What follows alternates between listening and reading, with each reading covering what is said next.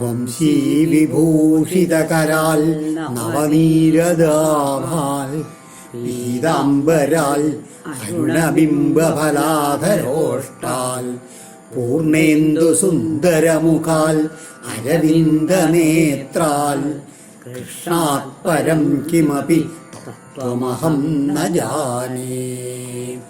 ഓം നമോ ഭഗവതേ വാസുദേവായ. ഓം നമോ നാരായണായ. സദ്ഗുരുഭ്യോ നമഃ. ശ്രീമദ്ഭാഗവതം ദശമസ്കന്ധം പൂർവാർദ്ധം ദശമോധ്യായ. രാജോവാച കഥ്യതം ഭഗവന്നേതൽ തയോ ശാപസ്യ കാരണം യത്തദ് വിഗർഹിതം കർമ്മ യേന വാ ദേവർഷേസ്തമാ. കഴിഞ്ഞ അധ്യായത്തിൽ ഭഗവാൻ കണ്ടു രണ്ട് മരുത്തുവൃക്ഷങ്ങൾ. അത് അദ്ദേഹം ചിന്തിച്ചു. അത് നളഗോപുരൻ, മണിഗ്രീവൻ എന്നുള്ള രണ്ട് കുബേരപുത്രന്മാരാണ്. അവർ നാരദ ശാപത്തിന് വിധേയരായിട്ട് ഈ വൃക്ഷങ്ങളായി മാറിയതാന്നൊക്കെ ഭഗവാൻ ചിന്തിച്ചു എന്ന് പറഞ്ഞു. അത് കേട്ട സമയത്ത് പരീക്ഷിത്ത് ശ്രീ ശിവബ്രഹ്മർഷിയോട് ചോദിക്കുകയാണ്, അല്ലയോ ശ്രീ ശിവബ്രഹ്മർഷി, ഈ എന്താണ് ഈ നാരദ മഹർഷിക്ക് പോലും സാധാരണ അദ്ദേഹത്തിന് അങ്ങനെ കോപം വന്ന് അങ്ങനെ ശപിക്കുകയൊക്കെ വളരെ അപൂർവമാണ് നാരദ മഹർഷി. മറ്റുള്ള മഹർഷിമാരെമാരില്ല. അങ്ങനെയല്ല, നാരദ മഹർഷിക്ക് കൂടിയിട്ട് ദേവർഷേസ്തമ ഇങ്ങനെ കോപാവേശം ഉണ്ടാക്കാൻ തക്ക യത്തദ് വിഗർഹിതം കർമ്മം, നിന്ദ്യമായിട്ടുള്ള കർമ്മം എന്താണ് അവർ ചെയ്തത്, അതൊന്ന് വിസ്തരിച്ച് ആ കഥ വിസ്തരിച്ച് പറഞ്ഞു തരണമെന്ന് പറയുകയാണ്. ശ്രീ ശിവോവാച. അതിന് മറുപടിയായിട്ട് ശ്രീ ശിവബ്രഹ്മർഷി കഥയിലേക്ക് കിടക്കുകയാണ്. രുദ്രസ്യാനുജരോ ഭൂത്വാ സുതൃപ്തൗ ധനദാത്മജൗ കൈലാസോപവനേ രമ്യേ മന്ദാകിന്യാം മദോത്കടൗ വാരുണിം മതിരാം പീത്വാം മദാഘൂർണിതലോചനൗ സ്ത്രീജനൈർ അനുഗായദ്ഭി ചേരതു പുഷ്പിദേവനേ അന്തഃപ്രവിശ്യ ഗംഗായാം അംബോജവനരാജിനി ചിക്രീഡതുർയുവതിഭിർ ഗജാവിവകരേണുഭി യദൃച്ഛയാ ച ദേവർഷി ഭഗവൻ തത്ര കൗരവം അവശ്യൻ നാരദോ ദേവൗ ക്ഷീബാണൗ സമബുദ്ധ്യതാ. ഈ രണ്ടുപേരെ അവരെങ്ങനെയാണ് രുദ്രസ്യ അനുചരു. ഈ ധനധൻ കുബേരൻ എന്ന് പറഞ്ഞാൽ ഇദ്ദേഹത്തിൻ്റെ വലിയ ചങ്ങാതിയാണ് പരമേശ്വരൻ്റെ. അപ്പോൾ ഇവർ മക്കൾ പ്രത്യേകിച്ചും ആ രീതിയിൽ തന്നെ ഒരു പരമേശ്വരൻ്റെ അനുചരന്മാരാ എന്നുള്ള പദവിയും അവർക്ക് ലഭിച്ചു. അതുകൊണ്ട് എന്താ ഈ സുതൃപ്തവും വളരെയധികം അഹങ്കാരം വർദ്ധിച്ചു അവർക്ക്. എന്നിട്ടോ ധനധൻ്റെ പുത്രന്മാരാണ്. അപ്പോൾ ധാരാളം സമ്പത്തുമുണ്ട്. ഈ ഒരു ഭാവം കൊണ്ട് പരമേശ്വരൻ്റെ അനുചരന്മാരാണെന്നുള്ള ഭാവം കൊണ്ട് ആ അഹങ്കാരം കൂടുതൽ വർദ്ധിച്ചു. അങ്ങനെ അവർ കൈലാസത്തിൻ്റെ ആ അടുത്തുള്ള ഉപവനത്തിൽ മന്ദാകിന്യാം, ആ മന്ദാകിനി നദിയിൽ, ഗംഗാനദി പരമേശ്വരൻ്റെ ശരീരത്തിൽ നിന്ന് ഒഴുകിയിട്ട് ഇങ്ങനെ പോകുന്നതാണ് മന്ദാകിനി നദി. അതിലെങ്ങനെയാണ് വാരുണി എന്നുള്ള അതിലെ മദ്യം കഴിച്ചിട്ട് പീത്വാ വാരുണിയും മധുരാം പീത്വാ മത് ആഘൂർണിതല്ലോ, അതങ്ങനെ മത്തന്മാരായിട്ട് കണ്ണൊക്കെ ചുവന്ന് തൊടുത്തുള്ള അവരായിട്ട് സ്ത്രീജനൈർ അനുഗായദ്ബി, കൂടെ കുറച്ച് ദേവസ്ത്രീകളുണ്ട് കൂടെ. അവരൊക്കെ ഇങ്ങനെ പാട്ട് പാടിക്കൊണ്ട് അവരുടെ കൂടെ പാട്ടും പാടി കളിച്ചുകൊണ്ടിരിക്കുകയാണ് എവിടെ ഈ ഉപവനത്തിൽ. എന്നിട്ട് അവരെന്ത് ചെയ്തു, ഈ മന്ദാകിനിയിലാണ്ട് ഇറങ്ങിയിട്ട് അന്തഃപ്രവിശ്യ ഗംഗായാം അംബോജവനരാജിനി, അങ്ങനെ ആ ഗംഗാനദിയിൽ അങ്ങോട്ട് ഇറങ്ങി കുളിച്ചിട്ട് നല്ല താമരപ്പൂക്കൾ അങ്ങനെ വികസിച്ച് നിൽക്കണ്ടേ. അതിൽ അങ്ങനെ എങ്ങനെയാണ് ചിക്കീടതുർ യുവതിവി ഗജാവിവകരേണുവി, രണ്ട് ആനകൾ പിടിയാനകളോടുകൂടി അങ്ങനെ മതിച്ച് കളിക്കുന്നത് മാതിരി ഇവർ രണ്ടുപേരും മതോന്മത്തരായിട്ട് ഈ ഗംഗാനദിയിൽ അങ്ങനെ ജലക്രീഡ നടത്താൻ തുടങ്ങിയെന്ന് പറയുകയാണ്. യദൃച്ഛയ, ആ സമയത്താണ് യാദൃച്ഛികമായിട്ട് ദേവർഷി നാരദൻ അവിടെ ഇങ്ങോട്ട് വരാൻ അതുവഴി പോയത്. നാരദ മഹർഷിയെ കണ്ട സമയത്ത് ആ ലജ്ജയോട് കൂടിയിട്ട് മറ്റുള്ള ദേവസ്ത്രീകൾ അവരെല്ലാവരും വസ്ത്രങ്ങളൊക്കെ എടുത്തുന്നല്ലോ. ദേവൗ ക്ഷീപാണൗ സമബുദ്ധ്യത, അവരുണ്ടല്ലോ അവരൊക്കെ മതോന്മത്തരാണെന്ന് അദ്ദേഹത്തിന് മനസ്സിലായി. പിന്നെയോ ഇവർ കണ്ട എന്താണ് ക്ഷീവ ഇതിൽ അതായത് ഈ ക്ഷീവാണോ എന്ന വാക്കിൻ്റെ അർത്ഥം എന്താണെന്ന് വെച്ചാൽ മദ്യം കുടിച്ചിട്ട് ലഹരി പിടിച്ചവൻ എന്നാണ് അതിൻ്റെ അർത്ഥം. അങ്ങനെയുള്ള അങ്ങനെയാണ് അവരെന്ന് നാരദ മഹർഷിക്ക് മനസ്സിലായി. നല്ല താമര മിഴിഞ്ഞ് നിൽക്കുന്നതുകൊണ്ട് പ്രഭാതകാലത്തായിരിക്കണം. പകലല്ലേ വരിക, അപ്പോൾ പ്രഭാതകാലത്തായിരിക്കണം ഇവർ ജലക്രീഡ നടത്തുന്നത്. തം ദൃഷ്ട്വാ വ്രീഡിതാ ദേവ്യോ വിവസ്ത്രാ ശാപശങ്കില വാസാംസി പര്യധുശീഘ്രം വിവസ്ത്രൗ നൈവ ഗുഹ്യകൗ. ദേവസ്ത്രീകൾ എന്ത് ചെയ്തു? അവർ വേഗം നാരദ മഹർഷി കണ്ടപ്പോൾ ലജ്ജയോട് കൂടിയിട്ട് അദ്ദേഹം ശപിക്കുമോ എന്നുള്ള പേടിയുണ്ട്. ഉടനെ തന്നെ തങ്ങളുടെ വസ്ത്രങ്ങളൊക്കെ അവർ ധരിച്ചു. എന്നാലോ ഈ നളഗോപനും മണിഗ്രീവനും നഗ്നരായി തന്നെ കണ്ട ഭാവം നടിക്കാണ്ട് അങ്ങനെ അവിടെ തന്നെ ജലത്തിൽ തന്നെ അങ്ങനെ നിലകൊണ്ടു. തൗ ദൃഷ്ട്വാ മതിരാമത്തൗ ശ്രീമതാം ദൗ സുരൽപജൗ തയോരനുഗ്രഹാർത്ഥായ ശാപം ദാസ്യന്നിതം ജഗൗ. അങ്ങനെ മദ്യപിച്ച് അങ്ങനെ ലഹരി പിടിച്ചുള്ള അവർ എങ്ങനെയാണ് ഈ സമ്പൽ സമൃദ്ധി കൊണ്ട് അഹങ്കാരം കൂടി ഉണ്ട്. അതുകൊണ്ടാണ് അവർ തന്നെ കണ്ടിട്ട് ഇങ്ങനെ അവഹേളിച്ചത് എന്ന് മനസ്സിലാക്കിയിട്ട് നാരദ മഹർഷി എന്ത് ചെയ്തു? അദ്ദേഹത്തിന് അവരെ അനുഗ്രഹിക്കണം എന്നാണ് തോന്നുന്നത്. അതിന് വേണ്ടിയിട്ട് ഇപ്രകാരം ഒരു ശാപം അരുളി എന്നാണ്.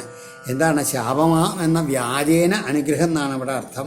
സജ്ജനങ്ങൾ ശപിക്കുന്നത് പോലും പിന്നീട് അതിൻ്റെ പര്യവസാനം ശ്രേയസ്കരമാകണം എന്നുള്ള സതുദ്ദേശത്തോടു കൂടിയിട്ടാണ് എന്നാണ് ഇവിടെ എൻ്റെ അർത്ഥം. നാരദ ഉവാച നഹ്യന്യോജുഷതോജ്യോഷ്യൻ ബുദ്ധിഭ്രംശോ രജോ ഗുണ ശ്രീമദാദാഭിജാത്യാതിർ യത്ര സ്ത്രീ ദ്യൂതമാസവാ. നാരദ മഹർഷി പറയുകയാണ് ഇവരോട്, ശ്രീമതാൽ ഈ സമ്പത്തിൻ്റെ ആധിക്യത്താൽ ഉണ്ടാകുന്ന അഹങ്കാരത്തിനേക്കാൾ ഉപരിയായിട്ട് എന്തുണ്ടാവും? ആഭിജാത്യായി നല്ല സൽക്കുലജാതനാണെന്ന അഭിമാനം മുതലായിട്ടുള്ള മറ്റുള്ള അഭിമാനങ്ങളൊക്കെ ഉണ്ടല്ലോ. അതെങ്ങനെയാണ്? രജോഗുണം വർദ്ധിപ്പിക്കുന്നു കേട്ടോ. ജോഷ്യാൻ അവനവൻ്റെ ആഗ്രഹങ്ങളുടെ സംതൃപ്തിക്ക് ഉപയുക്തമായിട്ടുള്ള വിഷയങ്ങളെ ജുഷത അനുഭവിക്കുന്നവർക്ക് എന്തുണ്ടാവും? ബുദ്ധിമോശം അത് എന്നിട്ടോ അവർ വരും എന്നിട്ടോ. യാതൊന്നുകൊണ്ട് അവരെന്ത് ചെയ്യും? സ്ത്രീലംബടനാവും, ചൂതുകളി, മദ്യപാനം ഇതിനൊക്കെ കാരണമായി തീരുന്ന പറയുകയാണ്. എന്താണ് സമ്പത്തും അതുമാതിരി നല്ല കുലത്തിൽ ജനിക്കും എന്നുള്ള ആ ഭാവവും കൊണ്ട് വർദ്ധിക്കുന്ന രജോ ഗുണം കൊണ്ട്. ഹന്യന്തേ പശവോ യത്ര നിർദ്ദയൈർ അജിതാത്മഭി മന്യമാനൈരിമം ദേഹം അജരാമൃത്യു നശ്വരം. എത്ര നശ്വരം ഇമം ദേഹം. ഈ ശരീരം എന്ന് പറഞ്ഞു കഴിഞ്ഞാൽ നാശത്തിന് അടിമപ്പെട്ടതാണ്. അതിനെ ജരാമരണങ്ങൾ ഇല്ലാത്തതായിട്ട് കരുതുന്ന അവർ അതിൽ ഈ അഹങ്കാരം കൊണ്ടും ഭാവം കൊണ്ടും എന്തുണ്ടാവും? ഇതൊന്നും നശിക്കില്ല എന്നുള്ള ഭാവത്തോടു കൂടിയിട്ട് ദയാഹീനരും അജിതാത്മവി മനസ്സിന് ഒട്ടും ഒതുക്കമില്ലാത്തവരായിട്ടുള്ള ആൾക്കാരാൽ പശവ ഹന്യന്തേ സാധുക്കളായിട്ടുള്ള ജീവരാശികൾ അവരെങ്ങനെ ഹനിക്കും, അല്ലെങ്കിൽ അവരാൽ ജീവരാശികൾ ഹനിക്കപ്പെടും. ദേവ സംജ്ഞിതമപ്യന്തേ കൃമിവിഡ് ഭസ്മ സംജ്ഞിതം ഭൂതദൃക്തകൃതേ സ്വാർത്ഥം കിം വേദ നിരയോ യഥാ. ദേവസംജ്ഞിതം ദേവനാണ് എന്ന് പേര്. അതാ ഇവർ ദേവന്മാരായിരിക്കാം, മനുഷ്യന്മാരാകാം. എന്നാലും ദേവനായാലും സാധാരണ രീതിയിൽ സാത്വികഭാവം കൂടുന്ന ആൾക്കാരാണ്. അവർക്ക് കൂടി എന്താണ് ഒടുവിൽ കൃമിവിഡ് ഭസ്മ സംജ്ഞിത. അവസാനം ഈ ശരീരം എങ്ങനെയാണ്? കൃമിയോ മലെന്നോ ചാരെന്നോ ആകും പേര്. അതായത് അവരൊക്കെയാണ് ഈ ശരീരത്തിനെ സ്വീകരിക്കുക. പിന്നീട് തത്കൃതി അതിന് വേണ്ടിയിട്ട് ഈ ജീവജാലങ്ങളെയൊക്കെ ഹിംസിക്കുന്നവൻ സ്വാർത്ഥം കിം വേദ. തനിക്ക് വേണ്ടത് യഥാർത്ഥത്തിൽ എന്താണെന്ന് എങ്ങനെയാണ് അറിയുക?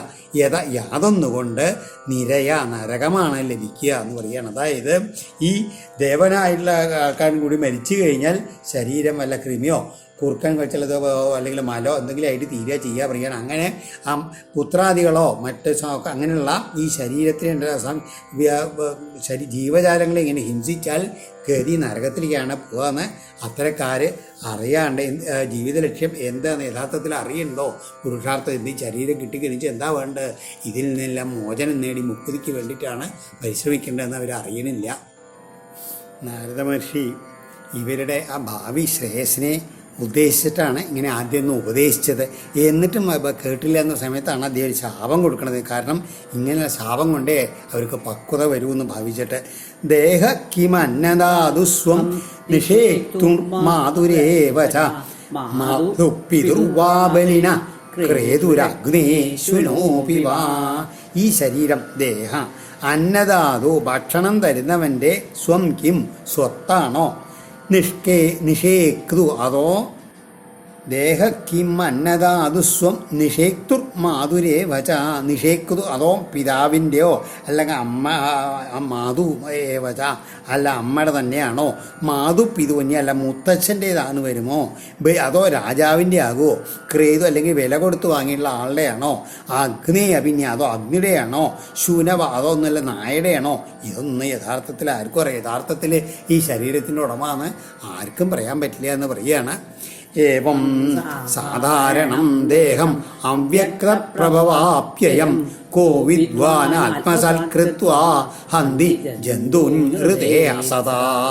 ഇങ്ങനെ അവ്യക്തപ്രഭവ അപ്യയം മൂലപ്രകൃതിയിൽ നിന്ന് ഉടലെടുത്തിട്ട് അതിൽ തന്നെ വിലയിക്കുന്നതായിട്ടുള്ള ഈ സാധാരണം ദേഹം ഈ എല്ലാവരുടെയും പൊതു സ്വത്താണ്, ആരുടേത് ഇപ്പോഴും അറിയാൻ മനസ്സിലാക്കാൻ പറ്റില്ല. അങ്ങനെയുള്ള ഈ ശരീരത്തെ ആത്മസാൽകൃത്വ തൻ്റേതാണെന്ന വിചാരത്തോടെ അസത ഹൃദേ ബുദ്ധിഹീനനായിട്ടുള്ള ഒരാളെ ഒഴികെ വിദ്വാൻ ആരാണ് വിവേകിയായിട്ടുള്ള ഒരാൾ ഇത് തൻ്റെയാണെന്നുള്ള ഭാവത്തിൽ ജന്തൂൻ ഹന്തി ജന്തുക്കളെ ഹനിക്കുന്നത് ചോദിക്കുകയാണ്. ഈ ശരീരത്തിന് ഉടമകൾ നിരവധിയല്ലേ? ആലോചിച്ച് നോക്കിയാൽ അത് ഉടലെടുത്ത് ലയിക്കുന്നത് മൂലപ്രകൃതി അല്ലെങ്കിൽ പ്രധാനത്തിലാണ്. ഇത് തൻ്റേതാണെന്ന് അഭിമാനത്തോടു കൂടിയിട്ടുള്ള ബുദ്ധിഹീനല്ലാണ്ട് വിവേകിയായിട്ടുള്ള ആരും ഈ ശരീരത്തിന് വേണ്ടിയിട്ട് പരദ്രോഹം ചെയ്യില്ല എന്ന്. അസതശ്രീമദന്തസ്യ ദാരിദ്ര്യം പരമഞ്ജനം ആത്മോപമ്യേന ഭൂതാനി ദരിദ്ര പരമീക്ഷതേ യഥാ കണ്ടകവിദ്ധാംഗോ ജന്തോർനെച്ഛതിതാം വ്യതം ജീവസംയം ഗതോലിംഗൈർ ന തഥാവിദ്ധ കണ്ടക ദരിദ്രോ നിരഹം സ്തംഭോ മുക്ത സർവമതൈരിക കൃച്ഛ്രം യദിച്ഛയാപ്നോതി തദ്ധി തസ്യ പരം തപ നിത്യം ക്ഷുൽക്ഷാമദേഹസ്യ ദരിദ്രസ്യ അന്നകാംക്ഷിണ ഇന്ദ്രിയാണ്യനുശുഷ്യന്തി ഹിംസാപി വിനിവർത്തതേ ദരിദ്രസ്യൈവ യുജ്യന്തേ സാധവ സമദർശിനം സദ്ധി ക്ഷീണോദിതം തരിഷം തത ആരാൽ വിശുദ്ധ്യതി സാധൂനം സമചിത്താനം മുകുന്ദചരണൈഷിണം ഉപേക്ഷ്യൈക്യം ധനസ്തംഭൈർ അസദ്ഭി അസദാശ്രയൈ. ഇത് അദ്ദേഹം പറയുന്ന വാക്കുകൾ ഒന്നിച്ച് ഒന്നിച്ച് അർത്ഥം പറയാച്ചിട്ട് അസത ശ്രീമദാന്തസ്യ ഇങ്ങനെ ഈ ധനപ്പെരുപ്പം കൊണ്ട് കണ്ണിന് തിമിരം ബാധിച്ചുള്ളൊരു അവിവേകിക്ക് ദാരിദ്ര്യം എന്നുള്ള അഞ്ജനം കണ്ണിൽ പുരട്ടിയാലേ യഥാർത്ഥത്തിൽ കാഴ്ച ലഭിക്കൂ. ഈ ദരിദ്രൻ എങ്ങനെയാണ് ആലോചിച്ച സമദർശിയാണ്. കാരണം അദ്ദേഹത്തിന് അന്യരെയും തന്നോട് സദൃശരായി കാണാൻ കഴിയും. നല്ല എങ്ങനെയാണെന്ന് വെച്ച് എന്താ ഉദാഹരണം എന്ന് പറയുക വെച്ചാൽ കാലിലൊരു മുള്ള് തറച്ച് അതിൻ്റെ വേദന അറിയുന്നവനുണ്ടല്ലോ, അത് എന്ത് ചെയ്യും? മറ്റൊരാൾക്ക് ആ വേദന വരുമ്പോൾ മനസ്സിലാവും തനിക്ക് അനുഭവപ്പെട്ടിട്ടുണ്ട്, അതുകൊണ്ട് മറ്റൊരാൾക്ക് ഇങ്ങനൊരു വേദന വരരുതേ എന്ന് ആഗ്രഹിക്കാൻ തോന്നുന്നു അയാൾക്ക്.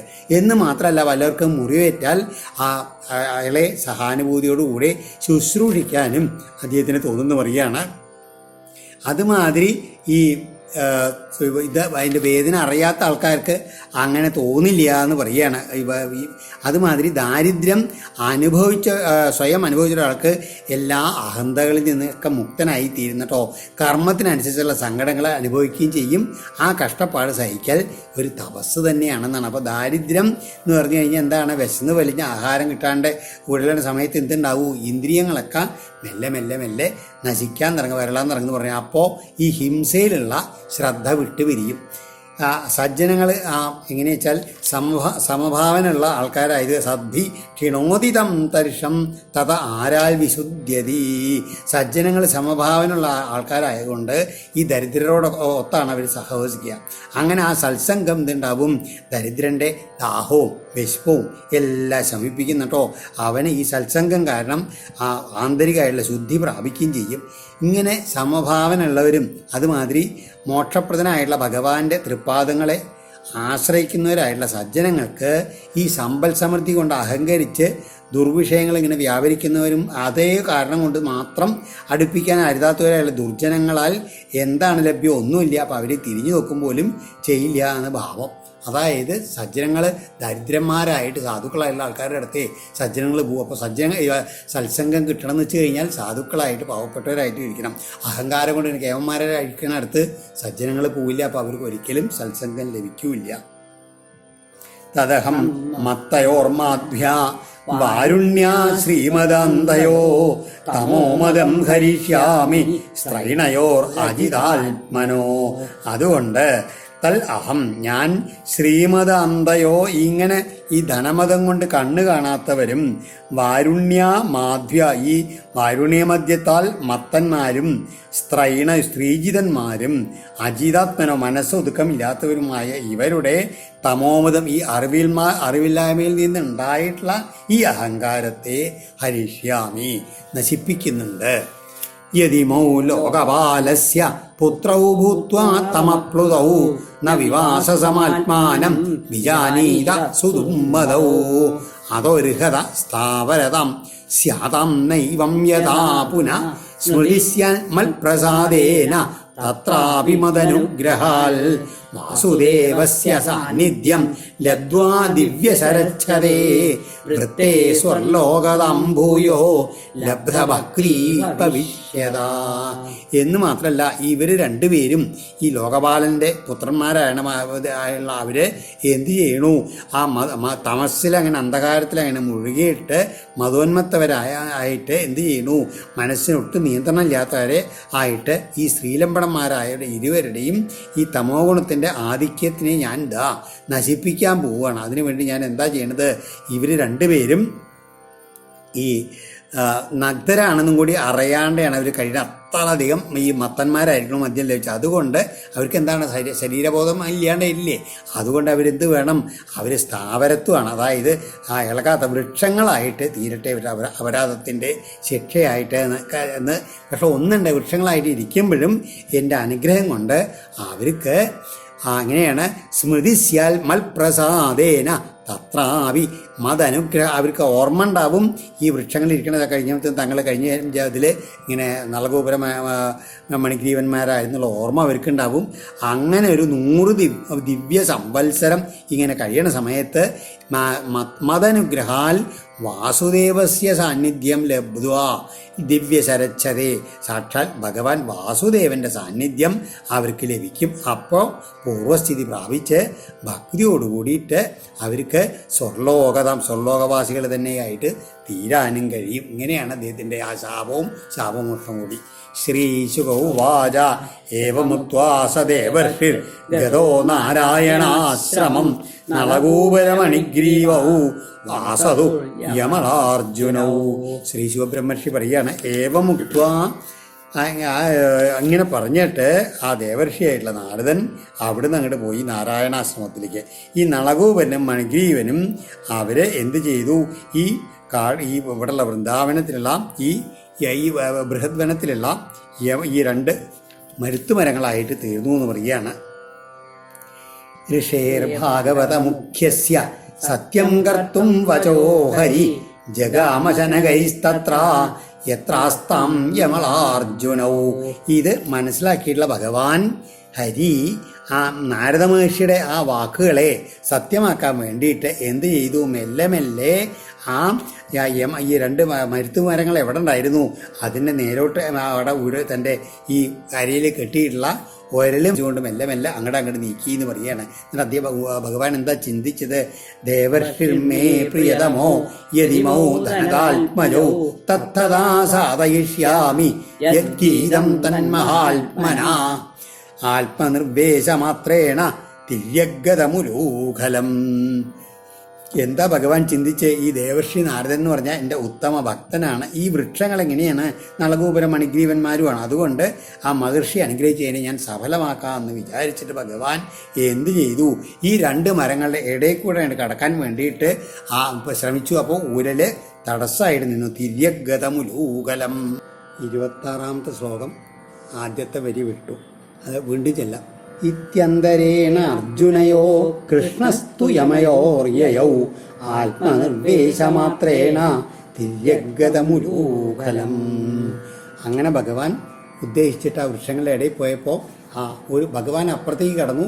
ഈ രണ്ട് മരങ്ങളുടെ ഇടയിൽ ഇപ്പുറത്തായിട്ട് ഈ ഒരല് വിലങ്ങനെ അങ്ങോട്ട് നിന്നു എന്ന് പറയുകയാണ്, തടസ്സം സൃഷ്ടിച്ചുകൊണ്ട്. എന്നിട്ടോ ബാലേന നിഷ്കർഷയതാന്വകുലൂഹലം തദ്ദാമോദരേണ തരസൊൽക്കലിതാംഗ്രിബന്ധൗ നിഷ്പേദതു പരമവിക്രമിതാതിവേവ സ്കന്ധപ്രവാളവിടവൗ കൃതചണ്ഡശബ്ദൗ. അങ്ങനെ ആ ദാമോദരേണ വയറ്റിൽ കയറ് കിട്ടിയിട്ടുള്ള ബാലേന, ആ ബാലനാൽ തരസാ നിഷ്കർഷയത വേഗത്തിൽ ഇങ്ങനെ വലിച്ചിരക്കപ്പെടുന്ന തത് ആ അന്വ പുറകിലുള്ള ഉലൂഹലം ഉരല് ഉത്കലിത അംഗ്രിബന്ധോ അറുക്കപ്പെട്ട ഇങ്ങനെ പെട്ടെന്ന് ഉരൽ ഇങ്ങനെ ഇട്ട് വലിച്ച സമയത്ത് അതിൻ്റെ ആ ഉരലിൻ്റെ വലിക്കുന്നതിൻ്റെ ശക്തി കൊണ്ട് അറുക്കപ്പെട്ട വേരോട് കൂടിയിട്ട് പരമവിക്രമിത അതിവേവ സ്കന്ധ പ്രവാള വിടവവും വല്ലാത്ത ഊക്കില ഉലഞ്ഞു പോയില്ല, അടിയിലിട്ടാണ് ഇളകിപ്പോൾ ഉരലും പിടിച്ചിട്ട് വലിച്ചപ്പോൾ അടിയിൽ നിന്ന് അങ്ങോട്ട് ഇളകി. എന്നിട്ടോ അതിന് കൊമ്പും ശാഖകളും ഇലകളും എല്ലാം അങ്ങോട്ട് കടന്നങ്ങോട്ട് ഇളകിയിട്ട് കൃതചണ്ഡശബ്ദവും നിഷ്പേതു രണ്ട് വൃക്ഷങ്ങളും ഭയങ്കരമായിട്ടുള്ള ശബ്ദം ഉണ്ടാക്കിക്കൊണ്ട് മറിഞ്ഞങ്ങോട്ട് വീണു.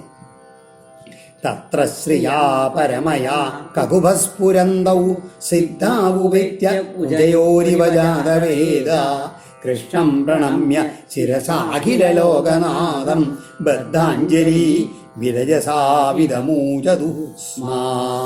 ആ വൃക്ഷങ്ങൾ വീണ സമയത്ത് അതിൽ നിന്ന് പരമയാശ്രിയ കകുഭ സ്ഫുരന്തൗ ഉജ്ജ്വല തങ്ങളുടെ ശരീരത്തിലുള്ള ഉജ്ജ്വല കാന്തി കൊണ്ട് ദിക്കുകളെ മുഴുവൻ ശോഭിപ്പിച്ചുകൊണ്ട് തത്ര കുജയോ ആ രണ്ട് വൃക്ഷങ്ങളിൽ നിന്നുണ്ടായിട്ടുള്ള ജാതവേദ ഇവ അഗ്നിയെപ്പോലെ വിരജസവും രജോഗുണ വിമുക്തരായിട്ടുള്ള സിദ്ധവും രണ്ടു സിദ്ധന്മാർ അഖിലലോകനാഥം എല്ലാ ലോകങ്ങൾക്കും അധിപനായ കൃഷ്ണം ശ്രീകൃഷ്ണനെ ഉപേദ്യ സമീപിച്ച് ശിരസാ പ്രണമ്യ ശിരസ്സുകൊണ്ട് ഭഗവാനെ നമസ്കരിച്ച് ബദ്ധ അഞ്ജലി കൂപ്പുകകളോടെ ഇതം ഊചതുസ്മാ ഇങ്ങനെ സ്തുതിച്ചു. അത്ഭുതം എന്ന് പറയുകയാണ്. കൃഷ്ണ കൃഷ്ണ മഹായോഗിം ത്വമാദ്യ പുരുഷ പര വ്യക്തം വ്യക്തമിദം വിശ്വം രൂപം തേ ബ്രാഹ്മണാവിദോ ത്വമേക സർവഭൂതാനാം ദേഹാസ്വാത്മേന്ദ്രിയേശ്വര ത്വമേവ കാലോ ഭഗവാൻ വിഷ്ണുരവ്യയ ഈശ്വര ത്വം മഹാൻ പ്രകൃതി സൂക്ഷ്മ രജസത്വതമോമയീ ത്വമേവ പുരുഷോധ്യക്ഷ സർവക്ഷേത്രവികാരവിൽ ഗൃഹ്യമാണൈസ്ത്വം അഗ്രാഹ്യോ വികാരൈർപ്രാകൃതൈർഗുണൈ കോൻവിഹാർഹതി വിജ്ഞാതും പ്രാക്സിദ്ധം ഗുണസംവൃത തസ്മൈ തുഭ്യം ഭഗവതേ വാസുദേവായ വേദസേ ആത്മദ്യോതഗുണൈച്ഛന്ന മഹിമ്നേ ബ്രഹ്മണേ നമഃ.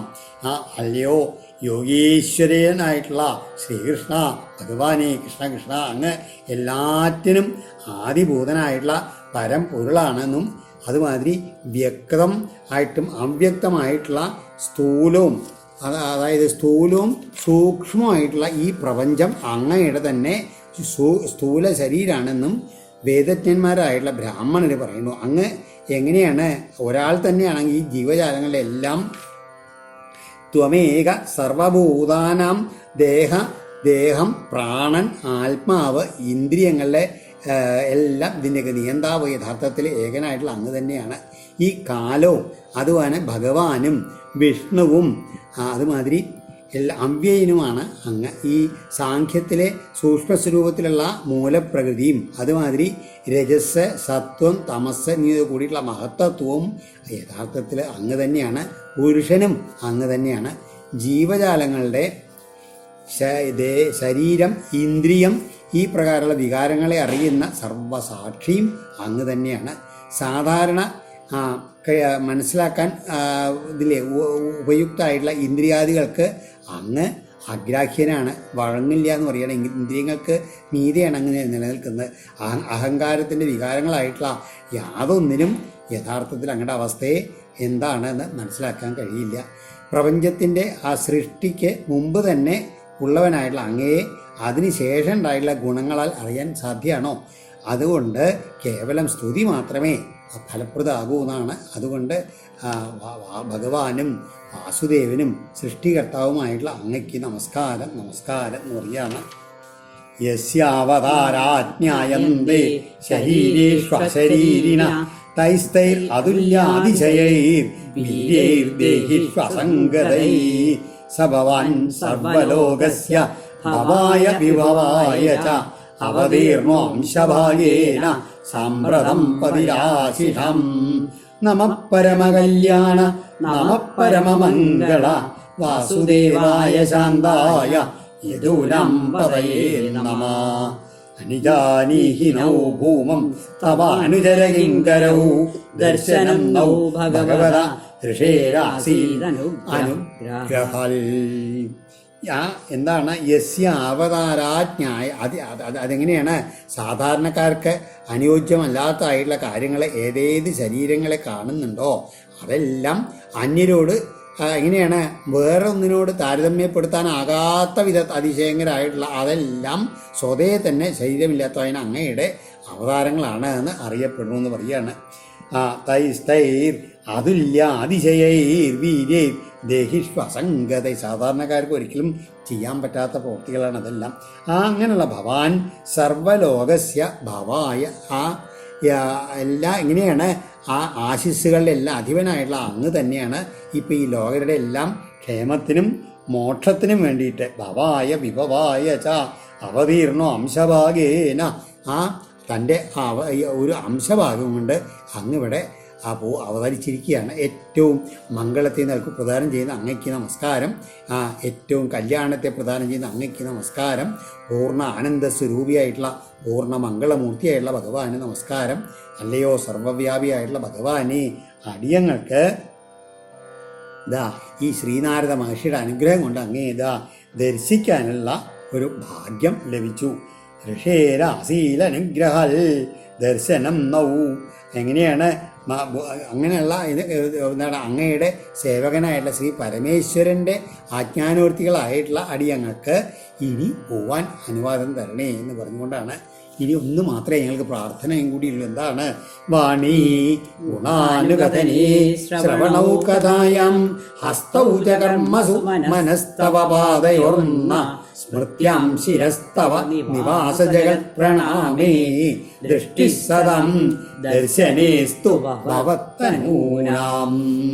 ന വാണി അടിയങ്ങളുടെ ആ വാക്ക് തവ ഗുണാനുഗതനേ അങ്ങയുടെ ആ ഗുണങ്ങളെ എപ്പോഴും വാഴ്ത്തുന്നതിലും ശ്രവണവും ഞങ്ങളുടെ ചെവികൾ കഥായ അങ്ങയുടെ സൽക്കഥാശ്രവണത്തിലും ഹസ്തവും ഞങ്ങളുടെ കൈകൾ കർമ്മസു അങ്ങയുടെ ആ പൂജാപ്രവൃത്തികളിലും മനസ്സ് പാദയോ ആ സ്മൃത്യാം അങ്ങയുടെ തൃപ്പാദങ്ങളുടെ സ്മരണയിങ്കലും ശിരസ് തവ അങ്ങയുടെ നിവാസ ജഗൽ പ്രണാമേ അങ്ങയുടെ ആവാസസ്ഥലമായിട്ടുള്ള ഈ ലോകത്തെ നമസ്കരിക്കുന്നതിലും ദൃഷ്ടി ഞങ്ങളുടെ കാഴ്ച ഭവത്തനൂനാം അങ്ങയുടെ സ്വരൂപങ്ങൾ തന്നെയായ സദാം ദർശനേച സജ്ജനങ്ങളുടെ ദർശനത്തിലും അസ്തു ആകേണമേ. ഇതാണ് എപ്പോഴും നേരിൽ കാണാൻ കാണില്ല. അതുകൊണ്ട് ഈ വാസസ്ഥാനായിട്ടുള്ള ജഗത്തിനെ മുഴുവൻ വന്ദിക്കാനും അതുമാതിരി ഭഗവത് സ്വരൂപികളായിട്ടുള്ള അങ്ങയുടെ ഭർത്തന്മാരെ ദർശിക്കാനും സാധിക്കുമാറാകണേ എന്നാണ് ആ ഒടുവിലത്തെ വാക്കിൻ്റെ അർത്ഥം. ഈ പ്രപഞ്ചത്തിലാകെ വ്യാപിച്ചിരിക്കുക കൊണ്ട് ഭഗവാന് എല്ലാ ദിക്കിലും സാന്നിധ്യമുണ്ട്. ആ സങ്കല്പത്തോടെ എവിടെ നമസ്കരിച്ചാലും ഭഗവാനെ തന്നെ നമസ്കരിക്കുന്നത് തന്നെ അങ്ങനെയുള്ള ആ ഭാവത്തിൽ എത്തും. അതുകൊണ്ടാണ് ജഗന്നിവാസൻ എന്ന് ഭഗവാന് പറയണത്. അങ്ങനെയുള്ള ഭാവത്തിൽ ഈ നാരദ മഹർഷിയുടെ അനുഗ്രഹം കൊണ്ട് ഇവരെത്തിക്കഴിഞ്ഞു എന്ന് പറയുകയാണ്. ഈ ശ്ലോകം ഇവരുടെ സ്തുതിയാണെങ്കിൽ കൂടി നമുക്ക് എല്ലാ ഭക്തജനങ്ങൾക്കും പ്രാർത്ഥിക്കാവുന്നൊരു ശ്ലോകമാണത്. അതിൻ്റെ ആ ശബ്ദമാധുര്യവും അർത്ഥഗാംഭീര്യവും അതുമാതിരി ഭക്തിയും എല്ലാം കൂടി ആ പ്രഹ്ലാദൻ്റെ ആ 9 തരത്തിലുള്ള ആ ഭക്തിയുടെ മാർഗങ്ങളുണ്ടല്ലോ, നവവിധ ഭക്തിയുടെ അതിൻ്റെ ഒരു സമന്വയം ഈ ശ്ലോകത്തിൽ ദൃശ്യമാണ്. അത്ര ശ്രേഷ്ഠമായിട്ടുള്ളതാണ് ഈ ശ്ലോകം. ശ്രീശുക ഉവാച ഇത്തം സങ്കീർത്തിതസ്ഥാഭ്യാം ഭഗവാൻ ഗോകുലേശ്വര ദാംനാചോരൂഗലേ ബദ്ധ പ്രഹസന്നാഹ ഗുഹ്യകൗ. ശ്രീ ശിവബ്രഹ്മർഷി പറയുകയാണ്, ഇങ്ങനെ തന്നെ സ്തുതിച്ച അവരോട് ആ ഭഗവാൻ ഗോകുലത്തിൻ്റെ മുഴുവൻ നാഥനായിട്ടുള്ള ഭഗവാൻ പ്രിയ സന്തോഷത്തോടു കൂടിയിട്ട് എന്ത് ചെയ്തു? എങ്ങനെയാണ്? ദാംനാചോലൂകലേ ബദ്ധ. ഇപ്പം താൻ ഭഗവാനാണെങ്കിലും ഉരലിൽ ബന്ധനസ്ഥനായിട്ട് ഇരിക്കുകയാണ്. അങ്ങനെയുള്ള ഭഗവാൻ പ്രഹസന്നാക ഒന്ന് ചിരിച്ചുകൊണ്ട് ഈ ഗുഹിക എന്ന് പറഞ്ഞാൽ ഇവരുടെ പുത്രന്മാരോട്, അതായത് ധനതൻ്റെ പുത്രന്മാരോട് രണ്ടുപേരോടും പറഞ്ഞു എന്നാണ്. ശ്രീ ഭഗവാനുവാച ജ്ഞാതം മമ പുരൈവൈതൽ ഋഷിണാ കരുണാത്മനാ യൽ ശ്രീമദാന്തയോർവാർഭി വിഭ്രംശോനുഗ്രഹകൃതാ സാധൂനാം സമജിത്താനാം സുതരം മത്കൃതാത്മനം ദർശനാന്നോപവിർബന്ധ പുംസോക്ഷ്ണോ സവിദൂയത തദ്ഗച്ഛ തം മൽപരമൗ നളഗോപരസാദനം സഞ്ജാതോ മയി ഭാവോ മാം ഇപ്സില പരമോ ഭവ. എന്താ ഭഗവാൻ പറഞ്ഞത് നോക്കൂ. അതെ, നിങ്ങളെ എനിക്ക് പണ്ടേ അറിയാം എന്താണ് കരുണാകരണാശാലിയായിട്ടുള്ള ആ ശ്രീനാരദ മഹർഷി നിങ്ങളുടെ ഈ ഇതിൽ ഭാവം, അതായത് ധനം കൊണ്ട് അന്ധത ബാധിച്ചിട്ട് അഹങ്കരിച്ചുള്ള ഭഗവാന്മാരെ അനുഗ്രഹിക്കാനുള്ള ഉദ്ദേശത്തോട് കൂടിയിട്ടാണ് ഈ ശാപം എന്നുള്ള വ്യാജം നിങ്ങളിൽ ചെയ്തതെന്ന് എനിക്ക് ആദ്യം അറിയാം. അതുകൊണ്ടാണ് എന്നിൽ ആത്മാർപ്പണം ചെയ്തിട്ടുള്ള സമചിത്തരായിട്ടുള്ള സജ്ജനങ്ങളെ ഇങ്ങനെ ദർശിച്ചാൽ തന്നെ ഉണ്ടല്ലോ പിന്നെ അവർക്ക് സംസാരബന്ധം ഉണ്ടാവില്ല. അതുകൊണ്ട് ഏതുമാതിരി വെച്ച് കഴിഞ്ഞാൽ രാത്രി കാലത്ത് കണ്ണുകളെ അന്ധകാരം ബാധിക്കും, എന്നാൽ അത് സൂര്യന് ഉദിച്ചു കഴിഞ്ഞാൽ പ്രഭാതത്തിൽ പെട്ടെന്ന് നശിക്കില്ലേ? അതുമാതിരിയാണ് സജ്ജനങ്ങളെ കണ്ടു കഴിഞ്ഞു വെച്ചാൽ ഈ ഓരോരോ ഭാവങ്ങളിൽ നിന്നുണ്ടാകുന്ന അജ്ഞത കൊണ്ട് ഉണ്ടാകുന്ന അന്ധകാരം, അതാണ് യഥാർത്ഥത്തിലുള്ള ഈ അഹങ്കാരം ദുഃഖം. അതെല്ലാം സജ്ജനങ്ങളെ കണ്ടു കഴിഞ്ഞു വെച്ചാൽ നശിക്കും. അതുകൊണ്ട് നളഗോപര മണിഗ്രീവ, നിങ്ങൾ ഇരുവരും നിങ്ങളുടെ സ്വസ്ഥാനത്തേക്ക് മടങ്ങിപ്പോയിക്കോളൂ. ഈ നാരദ മഹർഷി വിഭാവനം ചെയ്തുള്ള ഈ സംസാരനാശകമായുള്ള ഈ പരാഭക്തി ഇല്ലേ, അത് ഭഗവാന്മാർക്ക് ഇതാ സംജാതമായി. അതുകൊണ്ട് അദ്ദേഹത്തിൻ്റെ അനുഗ്രഹം കൊണ്ട് ഭഗവാനാൽ ഇപ്രകാരം ആശീർവദിക്കപ്പെട്ട അവർ തിരിച്ചു പോവുകയാണ്. ശ്രീശുവാച ഇത്യുക്തൗ തൗ പരിക്രമ്യ പ്രണമ്യ പുനഃ പുനഃ ബദ്ധോലൂകലമാമന്ത്ര്യ ജഗ്മദുർദിശമുത്തരം. ശ്രീ ശിവബ്രഹ്മർഷി പറയുകയാണ്, ഇങ്ങനെ ഭഗവാന്റെ വാക്കുകൾ കേട്ടിട്ട് ഭഗവാനാൽ അനുഗ്രഹിക്കപ്പെട്ട അവർ രണ്ടുപേരും ഭഗവാനെ വീണ്ടും വീണ്ടും നമസ്കരിച്ച ഭഗവാൻ അങ്ങനെ ഒരെല്ലാം നിൽക്കാൻ കേട്ടോ എപ്പോഴും. അതാണ് എല്ലാവർക്കും മോക്ഷത്തിനായിട്ടുള്ള ഭഗവാൻ സ്വയം ബന്ധനത്തിലാണ്. ആ ഭഗവാനാണ് എല്ലാവർക്കും മോക്ഷം കൊണ്ട് വെച്ചിട്ട് ആ ഭഗവാന്റെ അനുഗ്രഹം മേടിച്ചുകൊണ്ട് ഭഗവാനെ എൻ്റെ അനുവാദത്തോട് കൂടിയിട്ട് നമസ്കരിച്ചിട്ട് അവർ വടക്കൻ ദിക്കിലേക്ക് അങ്ങോട്ട് യാത്രയായി അവരുടെ സ്വധാമത്തിലേക്ക്. ഓം ശ്രീകൃഷ്ണാർപ്പണമസ്തു. ഇതി ശ്രീമദ് ഭാഗവതേ മഹാപുരാണേ പാരമഹംസ്യാം സംഹിതായാം ദശമസ്കന്ധേ പൂർവാർദ്ധേ യമളാർജുന ഭഞ്ജനം നാമ നാരദശാവോ നാമ എന്നും പറയും. ദശമോധ്യായ. സർവത്ര ഗോവിന്ദ നാമ സങ്കീർത്തനം. ഗോവിന്ദ ഗോവിന്ദ.